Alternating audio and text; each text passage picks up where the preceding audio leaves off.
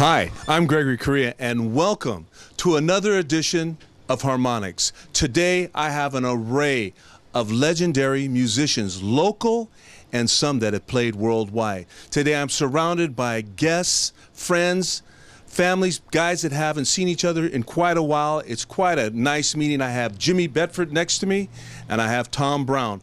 But before we get underway, I'd like to also mention that this is an historical preview of what Chabot College in Las Positas is doing to enhance the integrity of musicians, local musicians, and historical figures that should be and have to be recalled. And now I have these right in front of me.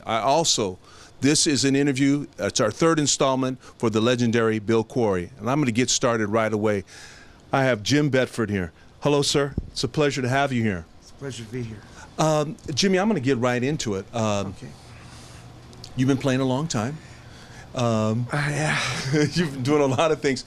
Tell me about what really got you started and how it all came about for you. Well, I mean, rock and roll was kind of new, you know, so my father was a musician, and I started playing really early. His lead guitar players would come over and show me things, and they were all seasoned. And so the next thing you know, I went pro when I was 15, and it was kind of scary because it happened really fast. The next thing you know, I'm opening for Jan and Dean and Dwayne Eddy through Bill. And I got this gig at the Garden of Allah in Niles. And all these famous people were coming out there. And I wound up in the house band. And I was the youngest guy in the band. The rest of them were in their 20s, and I was a band leader. So it was almost like Chuck Wayne said, well, you're going to be the band leader. And, well, I don't know. He said, no, you're going to do it. You know, so the lead singers generally became the band leaders. So I was lucky to be in there. Tom Donahue had a broadcast out there, and they would have like Dick and Dee Dee and, you know, people like that. And the next thing you know, this guy Chuck Wayne would have a TV show every Saturday at Jack London Square. Well, I worked for his brother Chuck, and Jack had the Dream Bowl in Napa. So sometimes I would go there, but I was on television every Saturday publicizing it, and there was like 2 sets, and I'd see all these country people. I really didn't know how important they really were going to be, because I just liked rock and roll mainly. But I got the gig playing country on Saturday night, but the next thing you know, Johnny Cash is coming out, Jerry Lee Lewis. It was just amazing to see that Gene Vincent was bartending. Unbelievable. And there, and you know, he sat in, and it was just an amazing time. I was real lucky. I think it was lucky. It was new. I practiced. That's all I did was just play guitar and sit in my room when I first got it. So it paid off, even though my relatives thought there was something wrong with me. Hey, you know, the reason that we're all here today is Bill Quarry. Tell me about what Bill Quarry meant to you, or what he did for you, or what he means to you even today. Well, he actually got me started. That was the very first gig I had before the Garden or anything. My mom was a car hop at Gordon's Drive-In down the street here, and Bill used to come in there with his buddy Gary, and I guess they were going to college. So the next thing you know, I'm playing at the Moose Club in Castro Valley every Friday night, I think maybe it started.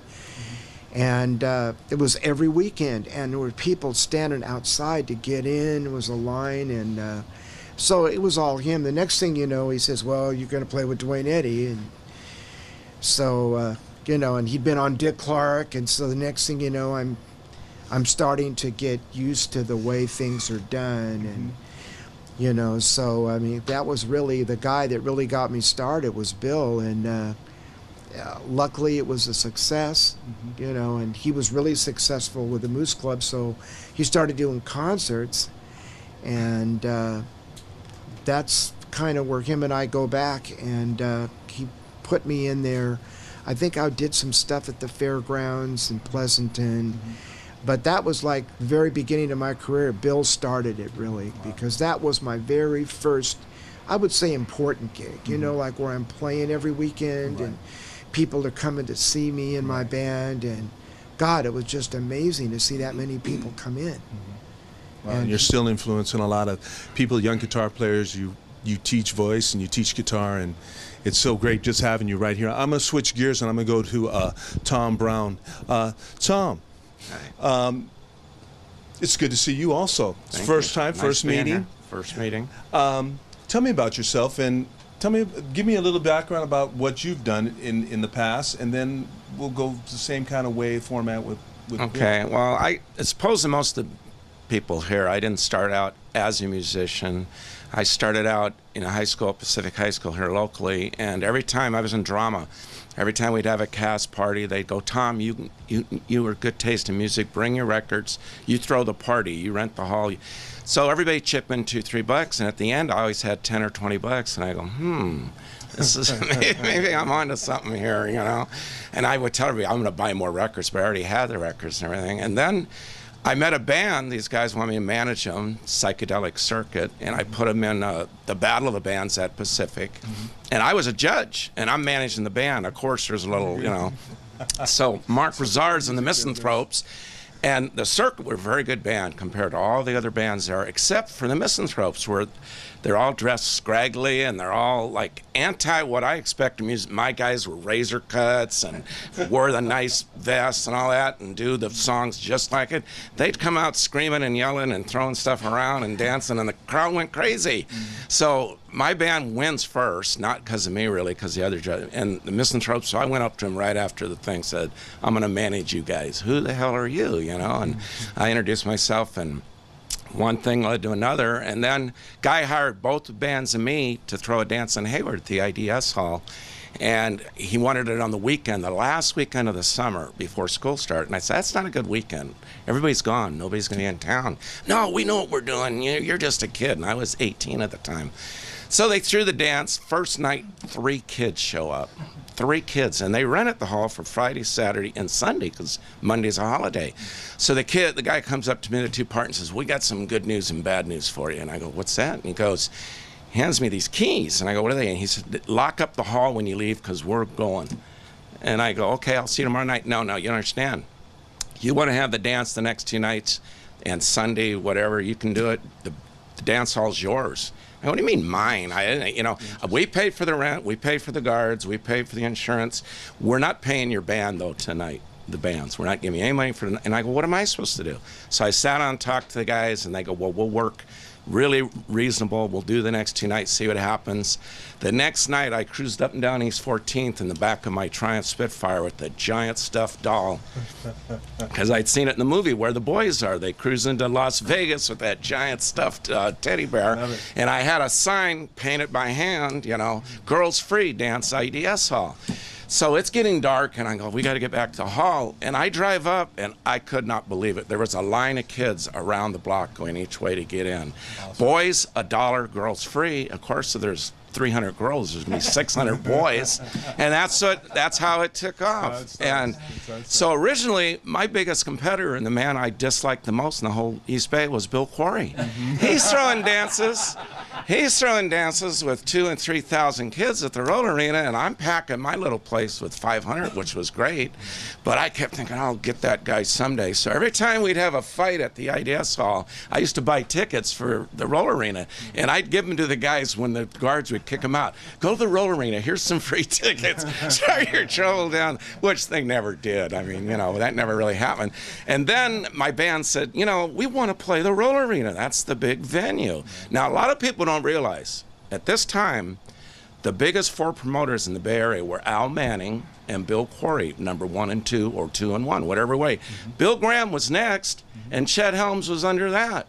And if you think of Al Manning, Bill Graham, and Chet Helms, what do they all have in common? They were asses. They were crooks. They were asses. Bill Graham died owing me about $600 in commissions. He never played. When that plane crashed, I got on my knees, started crying. I'll never get that money now. You know. But no, seriously, the difference between Bill Quarry was he was basically a very nice guy. He was a very nice guy, and that worked to his positives on some facets, but in this business, negative on a lot of facets. So that's how I got associated with Bill, and we ended up doing this and that, a lot of little different things together. Now he's probably my best friend from the old days, you know, and he was my biggest competitor. And that kind of sometimes happens. I don't know, how old were you, Bill? Was it 27, 28? I was 18. I was just turned 18 when I started. And I often think back, God, if I would have only been 26 or 7, been a little more streetwise to what to expect, because they played so many shenanigans and tricks on you. And, you know, if you were 2 minutes late, the band, they, you know, guys like Manning, they wouldn't pay you. You started well, your sound guy wasn't ready, but they always had the excuse. They always had the upper hand. And you needed them more than they needed you. So they knew that, and they exploited it a lot, which I could never really do. I just couldn't do that. I loved music and musicians, and even though a lot of them aren't really nice people, you know. But my real talent was not promoting, was not managing. It was a walk in a club. If I heard Jimmy Bedford's band, within 3 songs, I could tell you who the best player in the 5-piece was, the second best, down who's the weak link in that band. And I often said, I wish I could grab that bass player from this band and put it with that band. They'd be hot, but they might not click. You want to be a general manager almost. No, more of a producer. Okay. Probably a producer was my real talent, and that's probably why I always picked good bands. Thing, I wouldn't make it today. I can't understand how some bands make it, and they sound horrible to me, but they're popular. And back in the day when Jimmy was playing, the bands that were popular were good. Oh, yes. They either were original, did their own thing, or they were a cover band. And I don't mean a cover band, they kind of did the song. You'd walk in the club and you'd go, oh my God, you know, somebody's here. And then you go, oh, it's that band. Because no band played Frenchies or Roll Arena and did covers that didn't sound like the group. Now it's different. Bands go out and they make fun of the old songs. They're doing it, laughing at it. Musicians in those days didn't do it. They had a list in their head of 80 songs. You could show up at the hall, you know this one, no, you know that one, yeah. And they find 20 songs they could do, and they sound like they rehearsed for months. Right. It was amazing. Nowadays, doesn't happen. Could never do that. Could never do that. Thank you, Tom. You're welcome. You know, well, look at, I got Jim, I got Tom. They gave you a lot of history. We're going to make a little bit of a change. We're going to bring some other musicians up, and just give us a little time, and we'll be right with you. Now is our time to work as one. To create something beautiful. To start again. To ease a burden. To provide hope where there was none.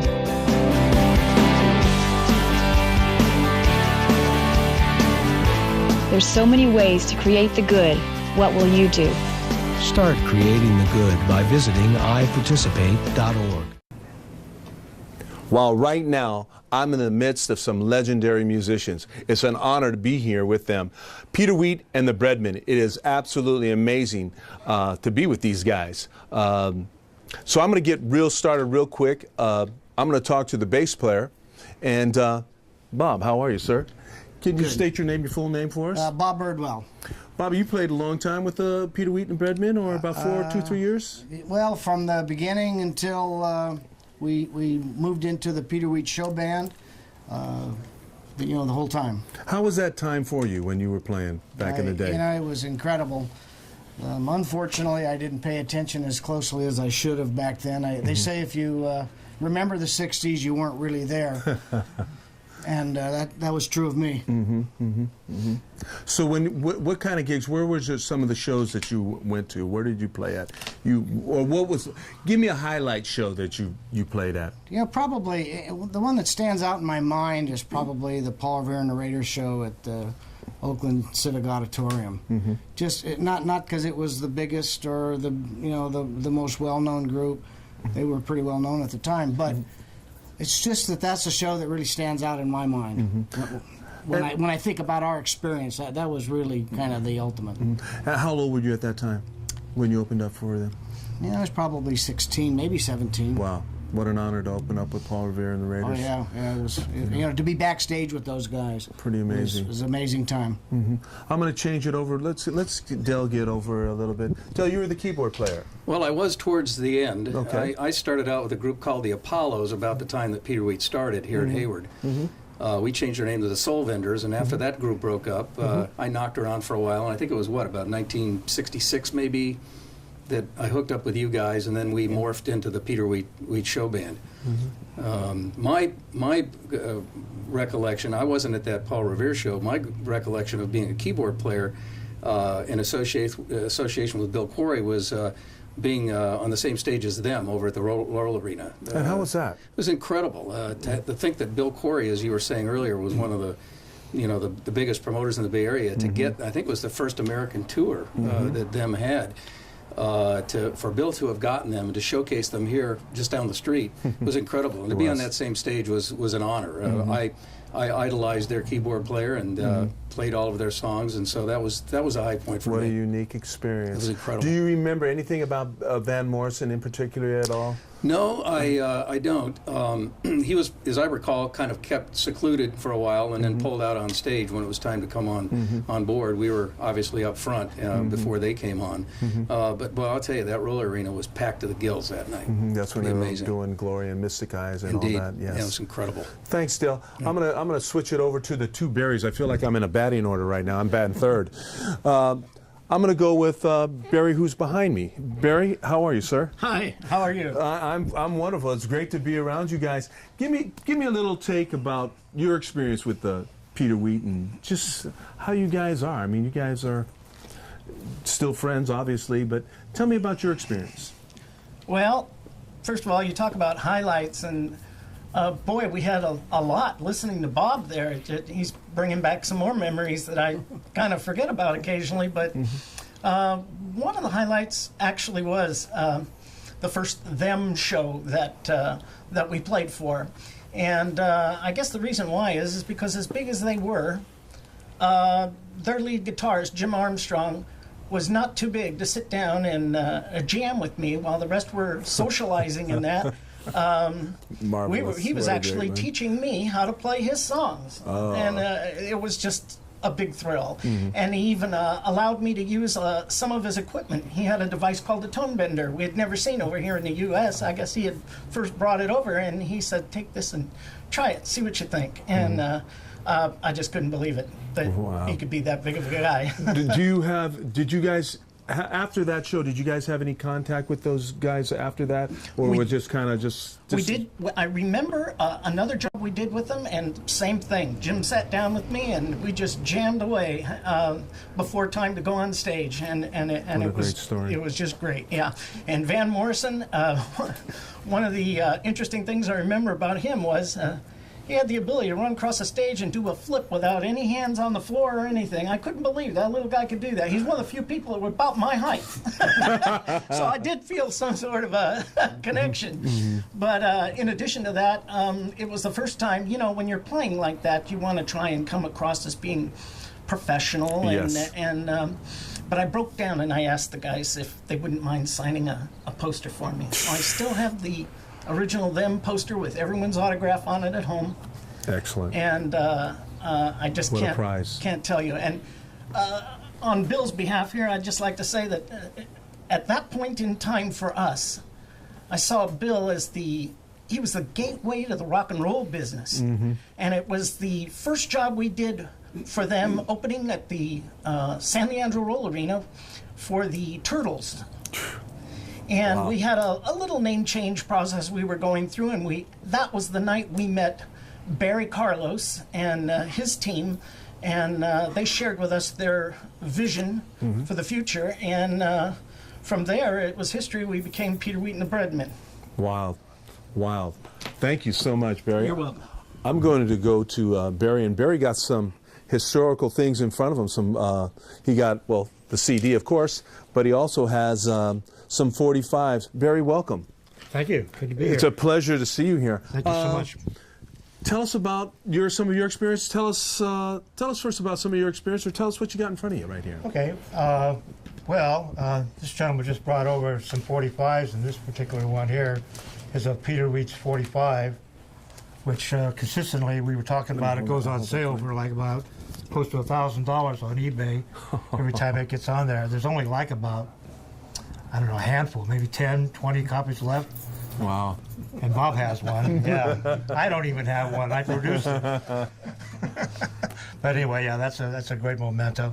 And this is probably one of my records way back in the Nightcaps, which became Peter Wheaton, and then we decided to go into management, and we hired Bob and Barry and Dale and Chuck and Terry, and they became Peter Wheat. This here is a new CD collection of box set that just came out, produced by Alex Paleo, put together by Alex. And this is really great. It's Music City, Ray Dobart's company, and it starts at about the 1950s through the 1970s. And the Nightcaps, I feel very privileged that Alex chose one of our songs to be on this box set. Beautiful And package. This is really, it's a beautiful, gorgeous package, historical, and hopefully Alex will see another nomination and a Grammy for this one. Most definitely. Tell me, now you took a long journey. You had a long journey to get up here today, didn't you? You took a... Yeah, it's pretty long. Yeah. About 5 hours, not too bad. But it was the snow that we were a little worried about. You know, tell me, Barry, tell me your take on Bill Quarry. Well, Bill Correa, to me, has always been the man. Yeah. Everybody talks about the Roll Arena, and I remember the Moose Hall. We didn't play the Moose Hall as the Nightcaps, but they don't talk a lot about the Carpenter's Hall. But Bill had the guts to have dances on a Sunday night. And he would pack that place. Honest to goodness, you can't believe how many people would be there. And so that's where I started with Bill, was at the Carpenter's Hall with the Nightcaps. And then he hired us to open Frenchies. We were the first rock band to play Frenchies. And then What a palace that was back in the day, huh? When you played Frenchies, that was, you're in. You're in. You know. Yeah. You did pretty good. Well, thank you, Barry. My pleasure. Once again, like I said, look at these guys coming here for this man right here in back of me, Bill Quarry. And I want to thank you guys. You guys are musical legends in my eyes. I wish you long life and health, and thank you for coming on Harmonics. Keep your family safe. Improve your gas mileage. Extend the life of your tires. How do you do it? Check your tire pressure once a month to keep them properly inflated. So just check it, California. A message from Cal Recycle.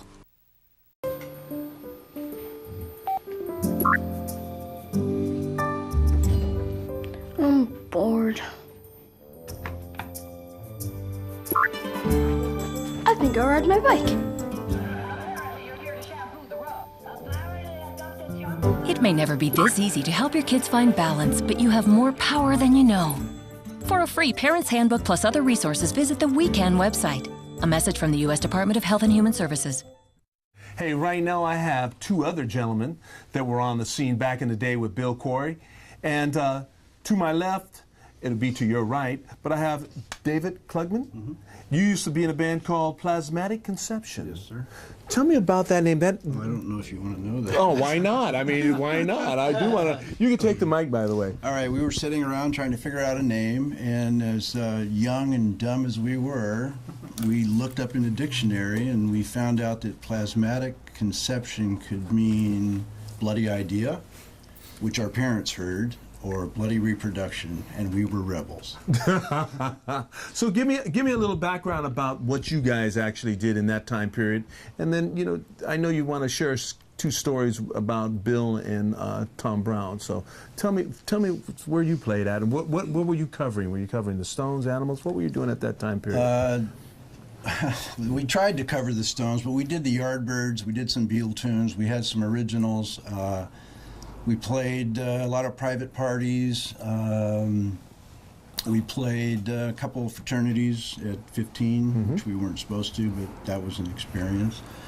And basically, our biggest audience were all the people outside of our garage, and we played. And Bill Quarry gave us the opportunity to hit the big time, and that was the roller rink. Amen. And I remember going there many, many times, seeing some of the bands, the Beau Brummels and the Yardbirds, and on, and to be able to play on that stage because of Bill we made it. We were done.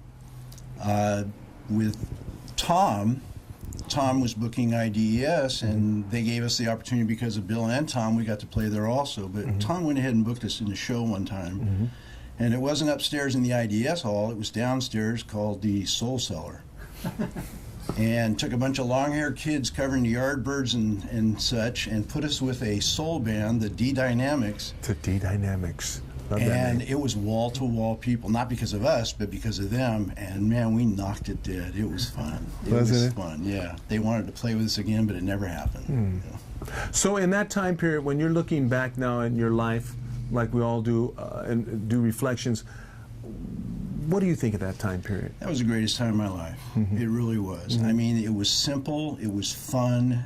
There was camaraderie. You didn't have a lot of hate going on with other bands. It was just really good. I mean, we were all friends. Yes. All having a good time, like Tom said, cruising up and down East 14th Street. You knew everybody because you were in a band. Yeah. And you knew all the guys in the band. Yes. So you were all friends. You went to the same parties. You hung out at the same places. It was just a good time. Well, thank you. Thank you for your insight on that.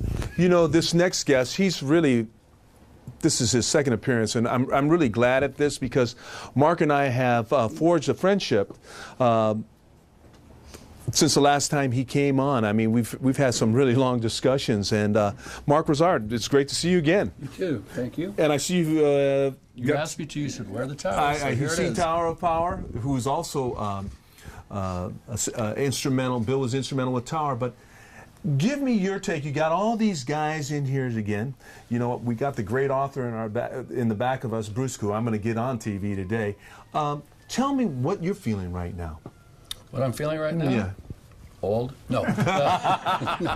No, really great. I know the first one, the first one I was on, there was maybe half this amount of people, and to see a whole lot of stars here is pretty exciting in itself, much less doing another show with you.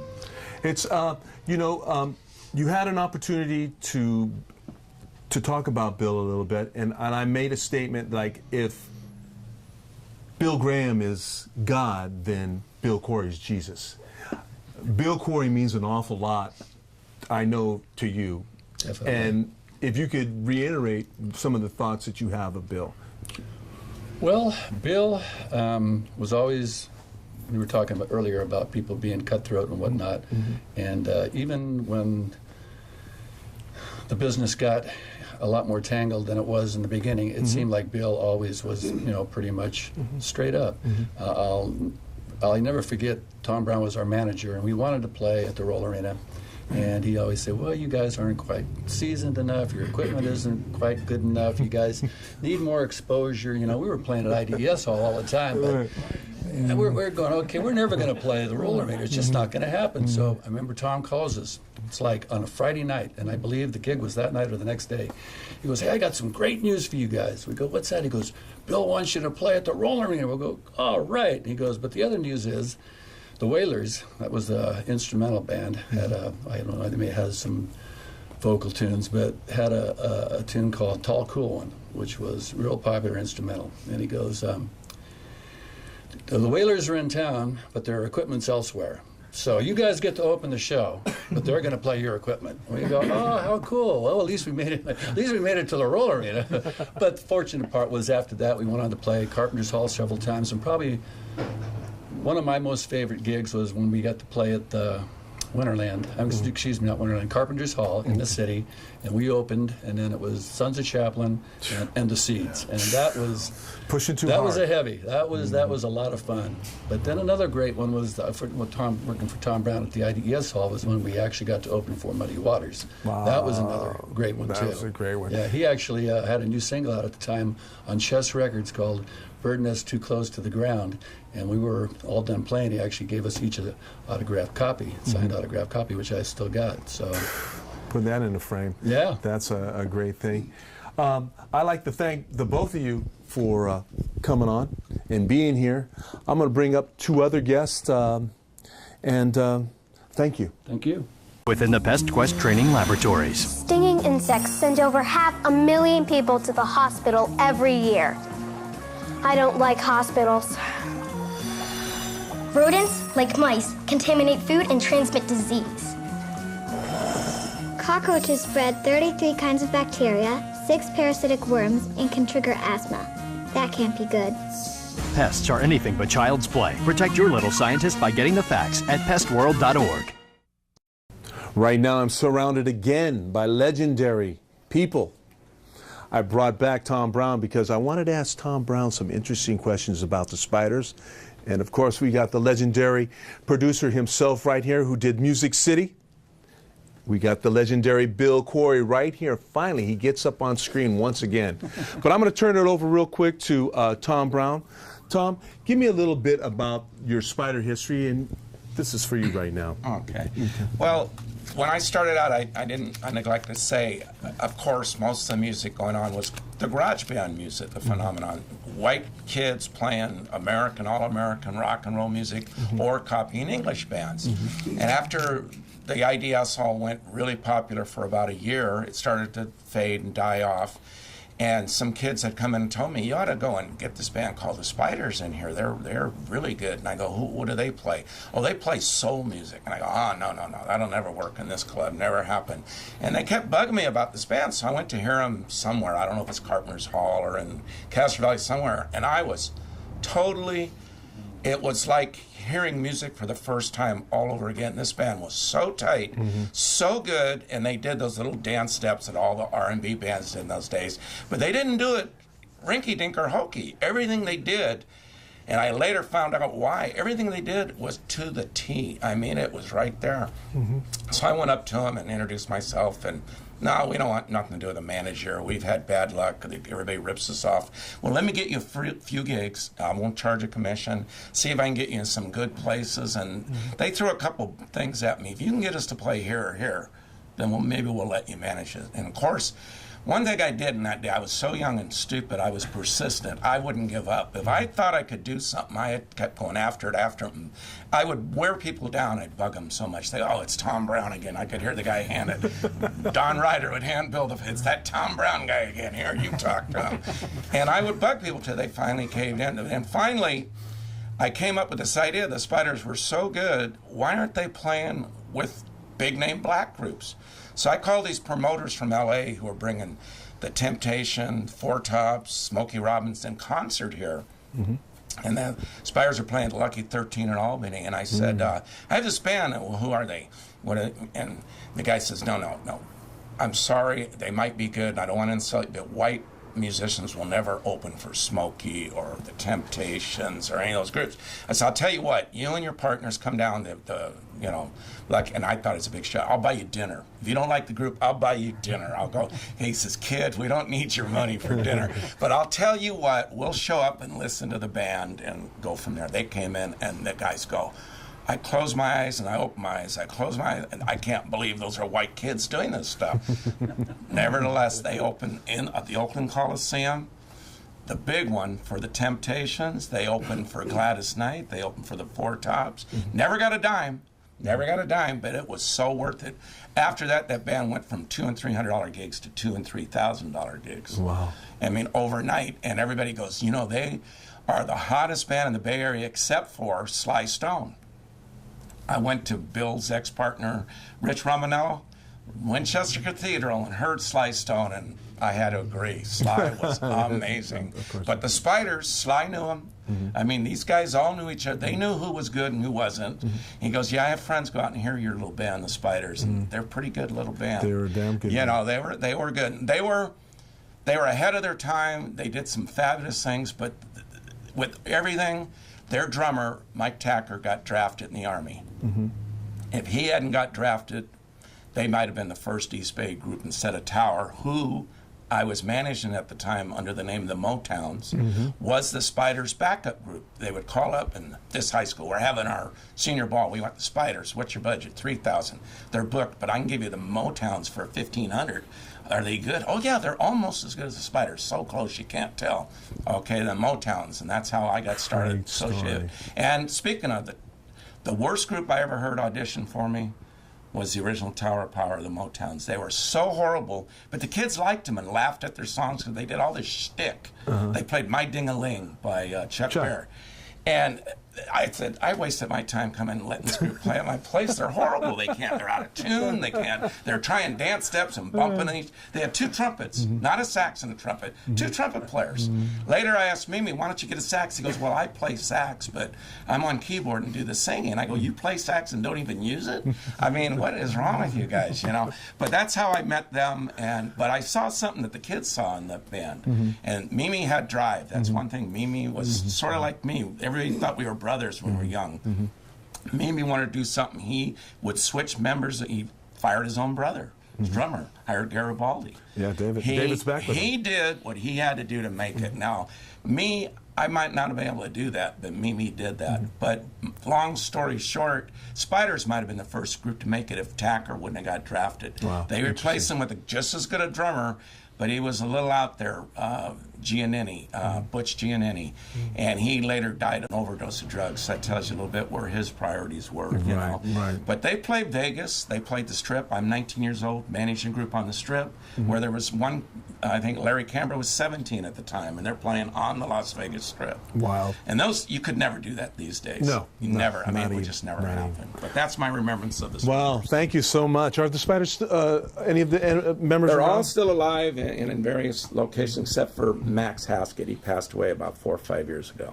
He was their trumpet player and second lead vocalist. Interesting. Thank you, Tom.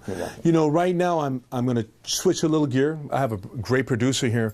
He did a 3-set CD called Music City. Alec, tell me about. Is that about the East Bay rhythm and blues scene, or tell us about that, Alec? The set is called The Music City Story, and it's about a record label and a record store called Music City that was based in Berkeley, run by a notorious character named Ray Dobard, who was just the go-to guy for if you were a young R&B or rock and roll musician, you went to see Ray because he'd had success with White Port and Lemon Juice, WPLJ by the Four Deuces, and Johnny's House Party by Johnny Hartzman and stuff. But interestingly enough, as a reissue producer, I've been knocking on his door for many years to get access to this wonderful cache of, you know, East Bay rhythm and blues material. He would, you know, for his personality was that he didn't really want to deal with anyone. But when he passed away, I got some access to the people that ended up buying his stuff, and finally got my hands on his catalog. And there's just a wonderful treasure trove of East Bay R&B. And amongst the goodies was some wonderful recordings by our good friend Barry Carlos and his first band, the Nightcaps, from Oakland. So I'm happy to debut them on CD. And it was nominated, right? No, it hasn't been nominated. I've been nominated for Grammy in other areas, but I wanted to also mention just what Tom was saying about the Spiders. I've also been very fortunate to work on their catalog. They did a small handful of recordings which are just absolutely astounding when you think of these like you know, white kids from Castro Valley. They sound like they're straight out of the ghetto. I love you know, really just fantastic stuff. So that stuff is available on Ace and Kent Records out of the UK. Just to hear Dennis Delacroix's voice and the rhythm of these guys is just incredible. So the East Bay once again just shows that, you know, they had just as much of the goods as any other part of the Bay Area or any other part of the country, in my opinion. So, and you know what, you do it so well. I mean, I applaud you for what you do and how you recognize this talent that's around, that has been around here, and it's still thriving in a sense in memory, but there is some musicians that are still performing. And man, thank you so much, Alec. Well, it's my pleasure. As someone who wasn't there, you know, I can only judge things on what I hear, and when I hear, you know, things like Spiders or Nightcaps or any other great East Bay garage and soul bands, that, you know, this stuff is as valid as anything else, and that's the power of music. It doesn't have to be nostalgia from when it was. It can be just if you dig on it now. I mean, I dig on Peter Wheaton of Breadman as much as any kid seeing him at the Roller Arena in '66. So, so it's a thrill for me. Thank you, Greg. Thank you. And right now, then, I'm going to turn my attention to the man that really made it all kind of like, he was like the timepiece. He actually made it work. Bill Quarry, you are truly, you're a legend, my friend. You are a legend. And to see these men here giving you the love and the affection and respect, it speaks volumes. Bill, do you have anything to say? I mean, I'm kind of speechless just hanging with you right now, you know? I'm speechless.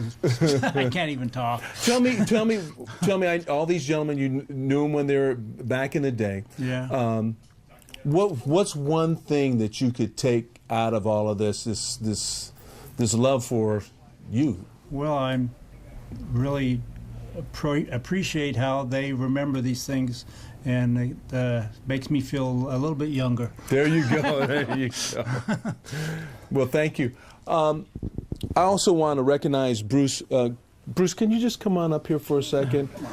Come on up here for a minute, man. This is a man that actually wrote this book to preserve what we have in this room. Bruce, I've asked everybody else this opinion. I know we've talked on quite different occasions, same way with what I've done with Mark, forged a friendship with Mark and also you. Tell me, what does this man mean to you? Well, it's just incredible what he's done, what everybody says. The incredible mixture of garage bands with the name bands at Roll Arena. None of us will ever forget it. And like Alex said, he wasn't even there. Right. And all he remembers is what he hears and the impression it's made on him. It's something I'll never forget. And none of these guys around here will forget that. Thank you so much. You know, I have another gentleman. He's kind of been in the background a little bit, but he brought, and I always like to recognize people. Come on up here, sir. Come on up here and state your name. And you brought some records of Peter Wheat and the Breadmen. Right. And tell me about yourself. Give me your name and just, I've seen you. Yeah. So tell us about your love for Bill, what's your perspective of Bill, but first talk about Peter Wheat for me. Okay, well, my name's Kyle Green. I'm a musical sleuth and collector. Been collecting for over 30 years and grew up across the street from Chabot College. As a very small child, parents would drive me around and I'd hear bands rehearsing in their garages. Always interested, always listened to the Top 40 radio since I was a very small child. So it's percolated in my brain since then, growing up in Hayward and the area. And I had a love for this music for a long time. I met Alec back in '89, and we've been collaborating a little bit and sharing information. Met Bruce over 10 years ago and collaborated with him as well. Met Bill close to 10 years ago, and he's just a font of knowledge, and I'm glad I actually got to meet some promoters locally who were able to bring all this music to local stages. And I've met a lot of people since then, a lot of my heroes. A number of them have passed away since I've met them, but some I never got to meet. But the music's still strong in my heart, and a lot of people are still interested in it, and I want to know more and find out more about it as long as I can. Wow, thank you so much. Oh, give me a little, what do you think of Bill? I think you already stated that, right? That you love Bill, or what did you say about I think Bill? he's a hero. There you go. I think he's a hero. There you go. Thank you, Bill. Thank you so much. Well, that is it. Again, this edition is, God, it's heartwarming to be around these guys. The vibe that these guys have, they keep the music alive. That was here in the 60s, 70s. And to have this man here still with us today is an honor. Alec, Bruce, all the crew in the back, I want to thank everybody that made this possible, and thank you, gentlemen, for being here today. It was an honor and a pleasure once again to be with you guys. Thank you. And we'll be back with a new version of Harmonics very soon. Good night.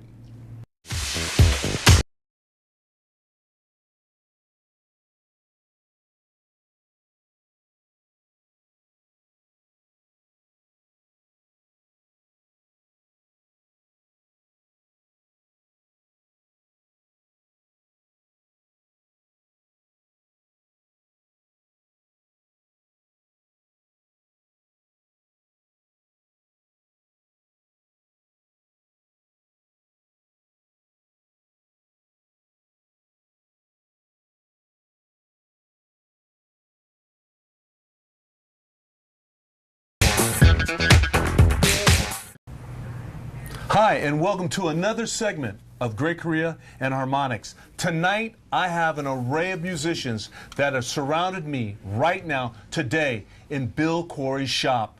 It is probably one of the most emotional and great moments in my life to interview these musicians who really were trendsetters back in the day. And they are still, to this day, playing music. Right now, I'm going to have a gentleman next to me, Bob Manning, talk a little bit about, and he is with his guitarist, Dana, and Dana will also talk about, you are the new Fenderman? Yes. But you used to be called Stanley and the Fenderman. Right, you got it. Well, here, I'm going to hand you this mic. Give me a little bit of spill on that. How long have you been playing, actually? I started playing in the 5th grade. I used to play trumpet, but then I ended up getting cancer in my lips, and so then I picked up the drums when the music director called, and they said the drummer was sick for for the grammar school, and he showed me how to pick up the sticks and play. And then from there, it just took off. I loved the drums after that.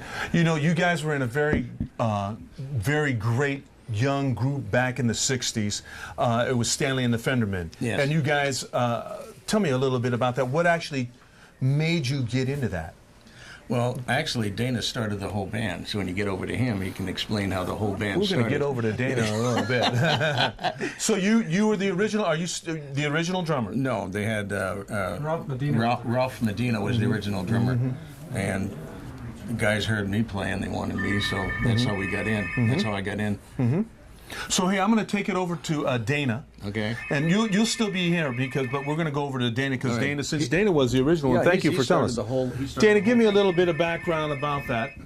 Well, actually, how it generated actually is kind of a blessing in disguise, because I used to play with some guys that were 3 years older than me. Dennis DeLocco was playing. I got Dennis DeLocco. I met him at the Castle Valley Community Center. And we started playing together, and then I got him into this band. In fact, I can't even remember the name of these guys, but we just were playing for parties and things of this kind. And then they decided they wanted to keep Dennis and exit me for some reason. I don't know what the whole thing was. So I sat around for a couple of months and finally got ticked off, and I said, you know what, I'm going to start my own band. So then I met Ralph Medina at school. I'm sorry, Ron Stearns was the original keyboard. And he knew Ralph, and then Ralph Medina knew Stanley, and it just took off from there. When we started getting a lot of songs together, started playing at some of the different places, and then we entered the Battle of the Bands in Sunset High School in 1965. The guys didn't want to play, but I said, that's how you're going to get exposed. We won first place in that, and then it just took off. And at the same time, how we got Bob in it is.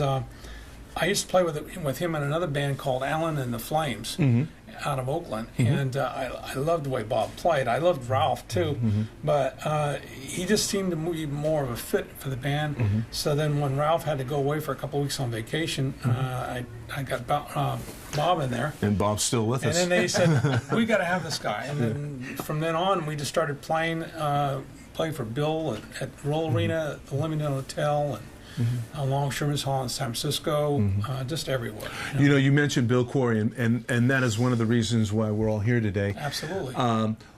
Give me just a little capsule about a memory about Bill Quarry. He's the godfather of all these guys, all these guys here. If it wasn't for him, what can I say except that if it wasn't for him, and we wouldn't be in these. He gave us the opportunity to play at some of the big bands, open up for a lot of the groups, and it was just incredible. And I'm always appreciaed Bill. Unfortunately, he wasn't our manager. Pete Paulson was our manager, but we would have loved to have Bill at the time. But it just went that way. But so we owe Bill a lot. And that's why we're giving him his due today. I ran across another individual just recently, and he said if Bill Graham is God in promotion, then Bill Quarry is Jesus. And I said, wow, I love that. Let me ask you, what was the first instrument you ever owned? The guitar. What was your first guitar? Well, what happened was there was a next door neighbor guy had an old acoustic guitar. I was only 7 years old, but I couldn't get my arm around it. But I used to sit there and watch him play, and I just kept playing it. And then my mom bought me a plastic ukulele, and I used to strum. I didn't know what I was doing, but I just strummed with it for a couple hours on it. I mean, my mom thought kind of something wrong with me, hanging around with this all the time. And then at the age of, we were in Los Angeles, moved up here in 1955. My dad bought me a Les Paul Jr. from Music Unlimited right up the street up here. I can understand. And that's when I first started guitar lessons right there with Joe Brule. And then from then on, I had a Starfire, a Guild Starfire, then went with a Fender Jaguar, and that's what we used in the Fenderman. And then of course some of us got drafted. Yes. Came back, and then the band got broke up in 19, I think. Well, actually, the band started. Some of the guys were getting drafted, and then so we kind of merged the group with Mark and the Uptowners, and it became Mark and Stanley and the Finnerman from then on. And then of course, I went in service 1967, and then Bob came back from the reserves, and that's how it all came back. Now you guys are playing again. Yeah. And you guys are called the New Finnerman? The New Finnerman, yeah. We played it. Right now, what we've done is we were restructuring a lot of the band. We were playing here the last couple of years at Pleasant Hotel. Okay. A few of the wineries out in Livermore, just the different places all in the Bay Area here. And it's just been wonderful. I mean, to me, it's just like, and it has kept me young. Thank you. Thank you. That's what it does. It keeps everybody young. You know, we're going to do a little bit of shuffling right now. I'm going to bring Misanthropes up, and I'm going to have these two gentlemen take a seat in back of us because it seems to be like a fraternity here today. So if you just give us a little time, we're going to bring up the Misanthropes, and we'll be right back.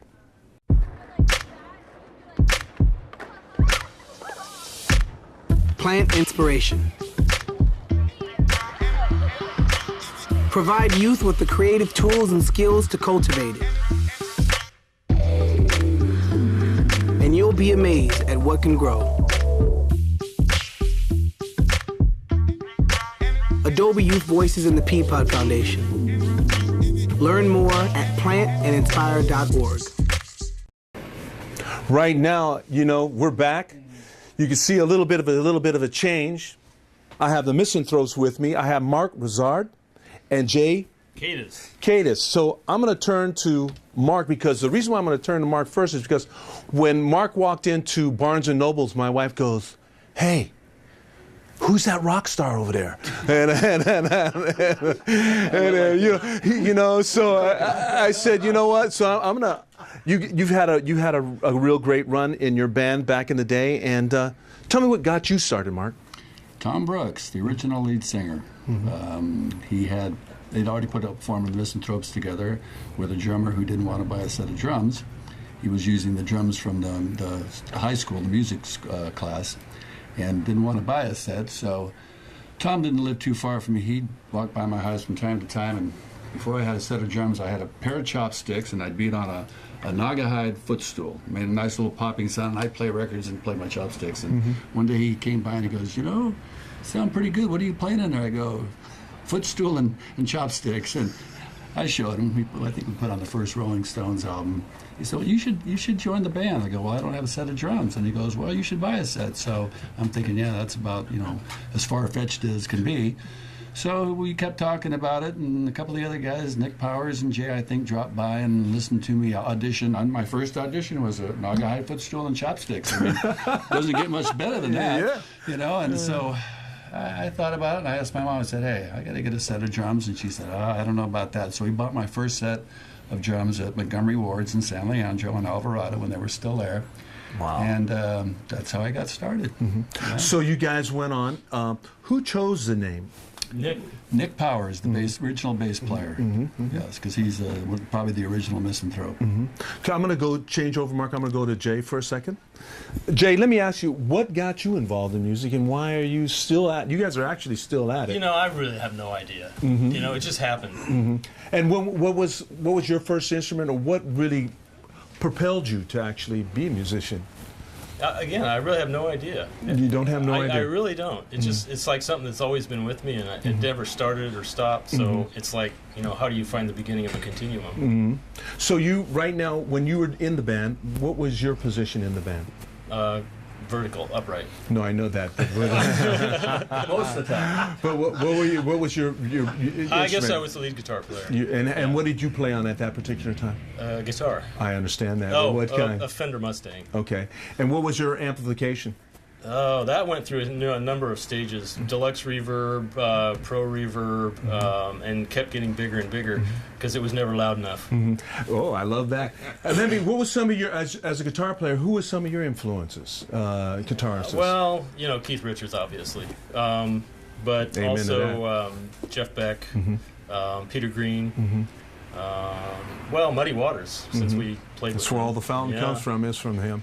You know, so that was your guy. So when you were actually performing as a band, what was like your set list like? What was the color in your set list? Who were you doing? What were you doing? Mostly Rolling Stones, some them, some Yardbirds, and an occasional smattering of Beatles. When you said Stones, throw me a couple tunes that you did by the Stones. I could see you being a Well, key pretty feature. much anything on their first 5 albums.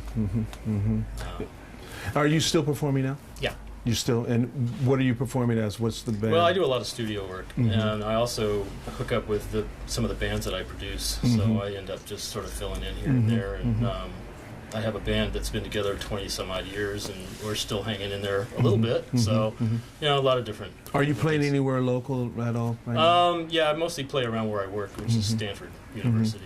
I've been working with some professors from the Department of Comparative Literature and Foreign Languages, who decided they wanted to make music to get their students interested in reading the classics. So they wrote songs about Moby Dick and you know, all kinds of literature like that. And then they came and said, "Hey, well, could you record some of these?" And it just got more and more involved. And so after a year now, I'm sort of doing gigs with them, and in addition to all the other stuff. So. That's really cool. The printed word and the music. Just think if we all went to school, when we went back in the day to school, if it was music being taught to us, because we could actually remember those lyrics so well. Mark, I wanted to turn to you again. Are you still playing? Are you doing anything at this present time at all? I'm still playing, but I'm not currently playing with a band. We had a form of misanthropes all the way up till 2007, and then Tom Brooks, our original lead singer, passed away in December of 2007. It's hard to believe it'll be 3 years next month. And that kind of put an end to that chapter of the music. Our bass player then went on to play with another band who he's currently with, and that's his gig, so we don't have him anymore either. So I've been going to the local jam sessions. You know, there's jam sessions all around town, Tuesdays and Thursdays, various places. And I never have my drums down unless I move them. They're always in my music room. So I was going to say I go play with myself, but I won't say that. I go play my drums. I understand. But I'm, you know, as into it as I can be at this point without actually having a band, which is something we're currently considering. So I'm keeping my fingers crossed, but if not, I'll continue to go to the jam sessions and sit down in my music room and play my drums. There you go. I'm gonna ask the question that I asked the other two gentlemen from the New Fenderman. In a capsule, I'm gonna ask you both this same question. In a capsule, tell me about Bill Quarry. What Bill Quarry means to you? Well, Bill's like Dad. He was the dad. I remember when I first heard the name and saw some of the promotion, it was like, this guy's bigger than life. And Tom Brown was our manager back then, and we kept asking Tom, get us a gig with Bill at the Roll Arena or elsewhere. And I don't know who was procrastinating, Bill or Tom, but eventually we did get a gig at the Roll Arena. We went on to play there 3 or 4 times, and we played at the Longshoremen's Hall with the Sons of Chaplin and the Seeds, and we played. You're pushing too hard. Pushing too hard, yeah. That was an exciting. But yeah, first time I met him, he was just what I always liked about Bill and still like about him now. He's just approachable, very nice guy, real laid back, and even though he was as big as he was in the day, he never acted like, well, hey, I'm cool. It was always all about running the show and keeping the musicians happy and having good music. And I'm really glad to have been a part of that era and run around with people like Bill Quarry and Tom Brown and some of the other folks that you know, hadn't been for them. Yeah, hadn't been for them, don't tell them where we would be. Jay, I'm going to pose the same question. What is your feel of Bill Quarry? Well, you know, I really have always thought that had Bill Graham not picked up when he did, that it would have been Bill Quarry. Most definitely. That everybody knew. And it really should have been, frankly. That's kind of my take on it. So, right now, we're going to do another bit. We're going to do a musical chair thing. Thank you so much, gentlemen. Thank you. And I'm going to bring up some other musicians. There's always a moment. The moment you decide to get involved, to get engaged. This is my American story. When you teach someone to read, they have a sense of self-fulfillment. Seeing family, friends fall victim of gang violence, drugs. It definitely made me want to serve. There was a hole in the ground, and by the time we left, there was a house. I realized that these kids were not getting a meal. It is so easy to give back. I don't have a lot of money to help people, but I do have something. I have time. You can give any skill you have. Get up and do something. Just imagine how strong a society we be. Every one of us has a role to play in making our communities and our country stronger. Discover yours. Help us continue to make a difference in the life of our nation. Go to serve.gov and find the opportunity that works for you. And this message is brought to you by the Corporation for National and Community Service. While right now I'm surrounded by another two individuals who used to play back in the day. I have Ken Sims from the Just Six, and I have Walt Dutchover from Crystal Garden. These two guys I've seen play, but the gentleman to my right is a guy that I've had the pleasure and honor of opening up shows with him. Ken Sims, you're a great guitarist. Thank you very much. I'm going to give you the mic and I'm going to let you hold it, and I'm going to ask you some questions. Thank you. The Just Six, what made the Just Six who they were back in the day? Well, the Just Six immediately had a sound that other bands didn't have. We were so fortunate to have really good musicians. We had, in my opinion, one of the best drummers that ever came out of the East Bay, Sal Sicardo. We had a great bass player who didn't just riff on the root. He knew how to play bass. We had a lead vocalist who was not only a great vocalist, but he had that personality, that stage persona. And then we had the Cantrell brothers, absolutely one of the best rhythm players, Mick Cantrell, and probably the only keyboard player in the area who really knew how to play the keyboards. We were the first band that incorporated a B3 into our music. We were the first band that I can recall that carried our own PA. And we were well known for being the best equipped band around. I mean, think of it, this is a blue collar area. Yes, it literally. is. Mm-hmm. We had 6 Super Beetle amplifiers, 1 for each member of the band, 2 for the PA system. We had the B3 with the tone cabinet and the Leslies, and we had good musicians. And I had been a musician by that time, probably 10 years, played with everybody around here. Barry Carlos and the Nightcaps were my idols in those days, and I ended up playing with them. Chuck Ernst, the best guitar player ever came out of this area. Jimmy Cicero, played with him. And the Cantrell brothers were my neighbors, and they were literally kids. I've known them since they were 2 years old. Wow. Our fathers came out of the Navy and settled off Tennyson Road in a set of tract homes that had 3 streets. And that was the entire South Hayward. At that time. That was it. There was nothing else. I mean, we went to the store and charged groceries, walked to Tennyson Elementary, Tennyson High School, and that's where we all met each other.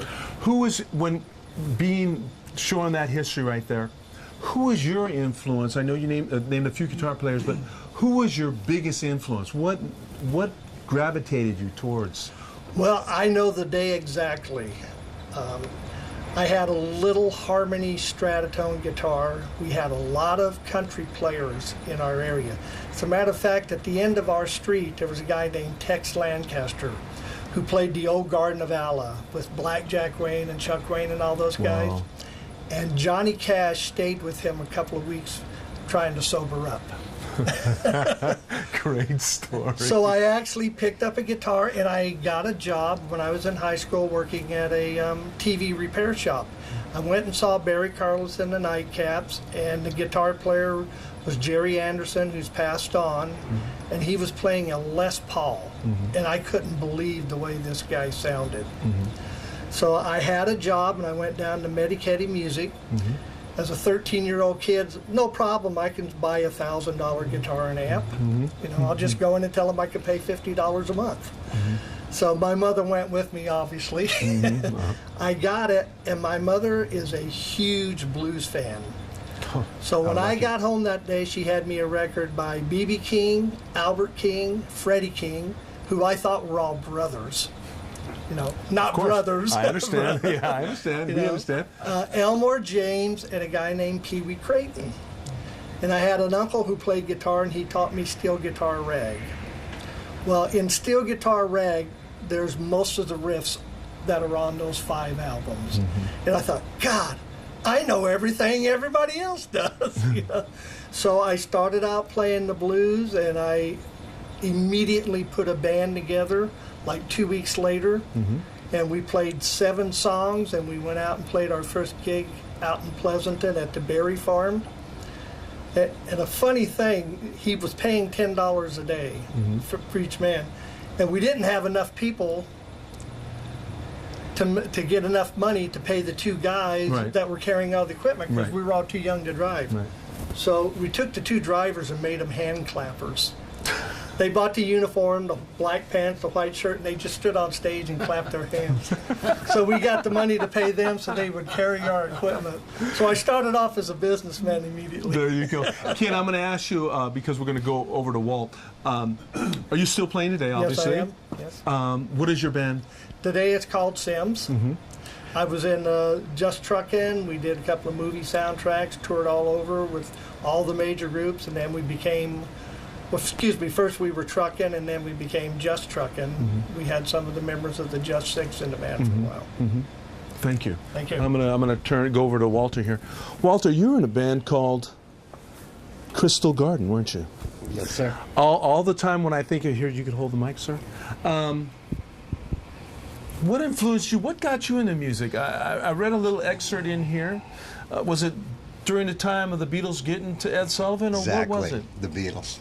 Okay. The Beatles and you did. could That explain. was the big impact. What did it make you feel like when you seen that? The music was incredible, and it was. I mean, I had listened to my older cousins' music and everything else, but the Beatles just struck me real hard, and it did a lot of the kids I was going to school with, which one of them was Leonard Silver, a drummer, who had a band already, and actually was looking for a rhythm guitar player. So I took my Knox guitar and Silvertone amp up to the house. Wow. And with all 3 of my chords, it turned into maybe 25 songs. I was able to make the audition. So it was, and it was just a lot of fun. I mean, it kept us out of trouble. How long? It sure did, doesn't it? It sure did. How long was Crystal Garden actually?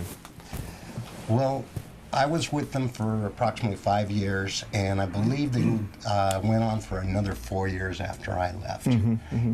They did a big concert up in Oregon called the Vortex, and they also played over at the Fillmore. We played in a lot of different places, thanks to Mr. Quarry. He opened up the world to everybody. Sure did. You know, and I'm going to ask you the question because I'm gonna get it back to Ken, but I want to ask you this question that I've asked all these musical gentlemen. Give me a capsule of Bill Quarry. What does Bill Quarry mean to you? Again, he opened up the world to the different venues he had, the exposure that all the bands got. The East Bay wouldn't have been known unless Mr. Quarry started all that. I mean, we're here now doing this. Exactly. That's, you know. And who would have thought then? You know, who would have thought back that we'll all be sitting here paying homage to this man? I'm gonna ask Ken that same question, but thank you, Walter. Thank you. Ken, I'm going to ask you that same question that I've asked everybody. What does Bill Quarry mean to you? Well, we knew immediately when we started having some success that we had to hook up with Bill because Bill was the man. And I knew Barry Carlos, as I said, and Barry and Bill were close friends. And I talked to Barry and said, hey, we got to get a job with Bill. So Barry was playing for Bill at the Carpenters Hall in Hayward, so they booked us. So we're there playing, and I can't remember Castro. I can't remember Bill Castro. Bill Castro, the union rep, comes walking in. I like. Yeah, and he goes, "Where's your guys' union contract?" And we go, "Huh?"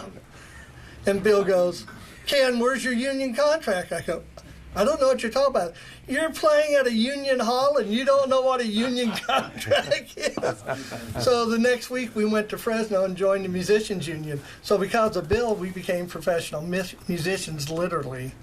And every good show was around. Every big show that I can remember, the Yardbirds and all these people, them. We got to meet and work with that. And can you imagine, 18 years old, and Jeff Beck and Jimmy Page were playing in the Yardbirds. Unbelievable, yes. And came to our house afterwards and hung around with the band, you know. That is wild. These are things that would have never happened without Bill. And the two big shows at the Saddle Rack, the reunion shows, and people like Tower of Power, Cold Blood, they all looked to Bill as a man who gave them a heads up. And he's still helping bands, and this is a lifelong process. And life isn't as long as it used to be. Right.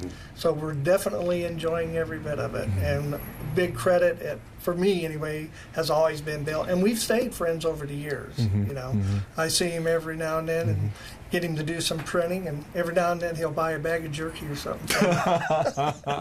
Thank you, Ken. Right now, we're going to do a little bit more musical chairs, but as you can see, the love and respect that Bill Quarry has is unprecedented. So right now, I'm going to ask these gentlemen just to hold for a moment, and we're going to bring two special guests up here. I'm a big believer in the power of we. We can tackle the tough challenges we face and build community through service and volunteering. It's time for you to raise your hand. Go to serve.gov and get involved in something you believe in. How will you raise your hand when they call your name? Are you with me? We weren't born to follow. Hey, right now I'm back again with two legendary figures. Of course, right here, right now, is Mr. Bill Quarry. Bill, thank you so much again for letting us have this opportunity and all the love that you have by these fellow musicians. And I have a man here from Ace Records, Alex Palau. Palau is here, and he's going to talk a little bit about what it means to know Bill, but also what he's done to make this still be a vibrant historical experiment that he's been doing. He has a book here called Love is the Song We Sing, and then we also got a CD, You Got Yours. So I'm gonna ask Alex some questions, and Alex, if you may, what made you come here, and out of respect for Bill, but what actually got you involved in the East Bay sound here? Well, Gregory is really, like most Brits, Europeans, you know, we're obsessed with American culture. You know, we get it, music, movies, TV, everything. And, you know, America is still a promised land, you know, for the rest of the world. So I moved here about 20 years ago, and straight away I want to know, you know, where's Bill Quarry, where's the Bo Brummels, where's the Chocolate Wash Band, all these guys, because I already knew about that stuff. I'd already scoured the history. So I made a point of seeking out Bill, and the more I got to know him and find out about history and speaking to a lot of the musicians, such as we have been earlier, found out what an important guy he was, and I can sort of see the bigger picture in the, you know, you have to have these enablers, people that make it happen, create scenes, and you have to have, I mean, of course, you know, Bill Graham and Chet Helms from the Avalon and all those guys, they get the sort of historical kudos, but I know, having researched, that Bill was just as important in his day, and, most definitely, and he, you know, he created a circuit and an environment for bands to kind of thrive, and of course, you know, that all kind of coincided with the baby boomer thing and the Beatles, the British invasion, that just rush of, like, you know, hormones translating into, you know, teenage rock and roll, which for younger people like myself that weren't there, you know, all we have to judge it on is the music, the records that survived, and the, you know, the photos, the images, and we're just in love with it, because I grew up in the late 70s when it was disco, you know, and I'd look back at the 50s and 60s and think, you know, what, you know, incredible. What, you know, not that I wished I was born then, but it's like, why can't I have something as cool as this? You know, it's, I mean, I'm sort of a child of the punk rock generation, so I had a little bit of excitement, but it didn't have the innocence and the joy that the 50s and 60s obviously had, and that's, to me, is a thrill every time I hear records from that time or talk to the guys in the bands and everything. That's communicated to me. So you happen to help produce this this CD. You got yours.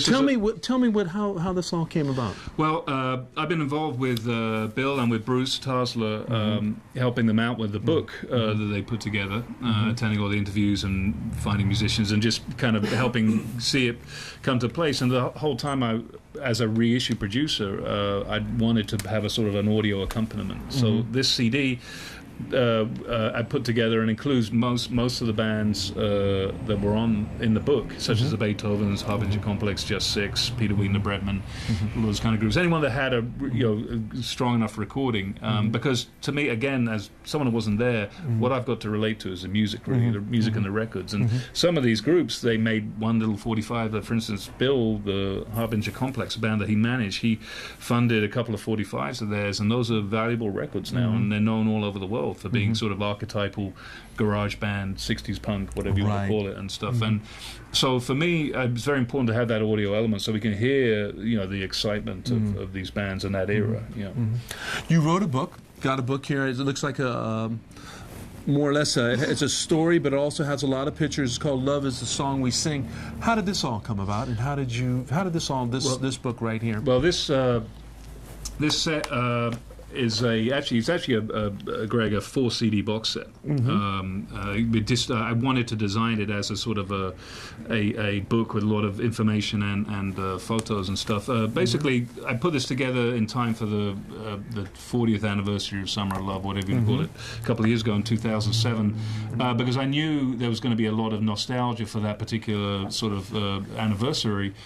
But I also knew there'd be a lot of cheesy tie-dye kind of, hey, the 60s, blah, blah, blah thing, which as a student and a fan of that era, I've always, I know that's not the truth, And I really wanted to pay respect to the musicians of the Bay Area. And so I put together this package, which Rhino Records very kindly made it so we could put something really classy together with photos and stories and good audio and stuff. And I'm very proud to tell you that after it came out, it got a nomination for a Grammy in the historical category. Excellent. Which it didn't win, but to get the nod is nice. Won. And so, but I look at it as the Bay Area musicians one. They all got, everyone on here got Bill produced a record on here, so Bill is a Grammy-nominated producer. Way to go, Bill. He played tambourine on it, so he's a Grammy-nominated tambourine player. So you actually have a love totally for the American culture. West Coast, because it's a lot of it's here. Obviously, all of America. I mean, I love soul and R&B just as much. Next month, I'm off to Muscle Shoals in Memphis to go digging in the vaults down there too. How lucky! But because I live in the East Bay, I have a particular sort of loyalty to the musical history of this area.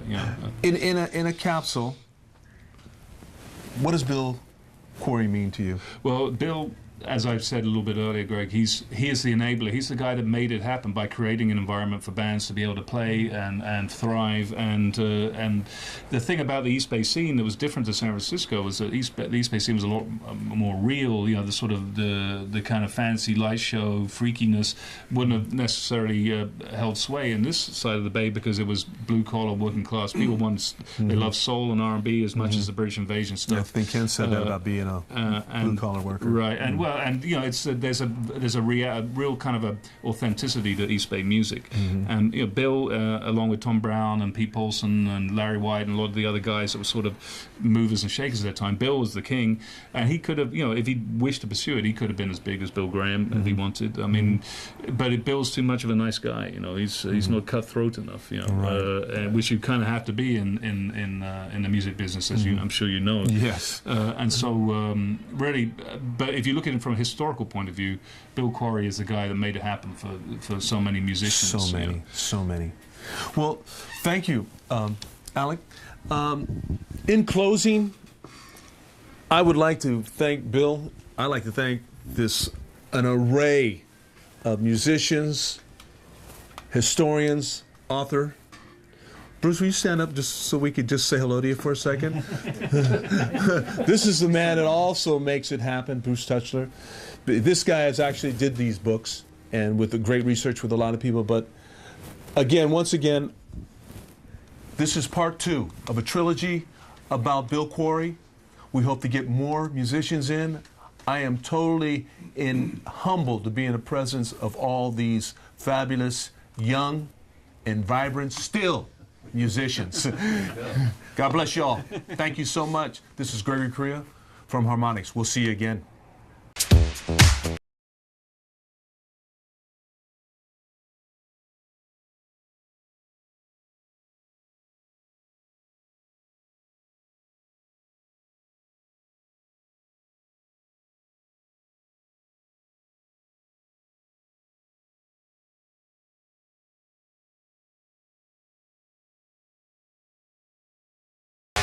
Thank you.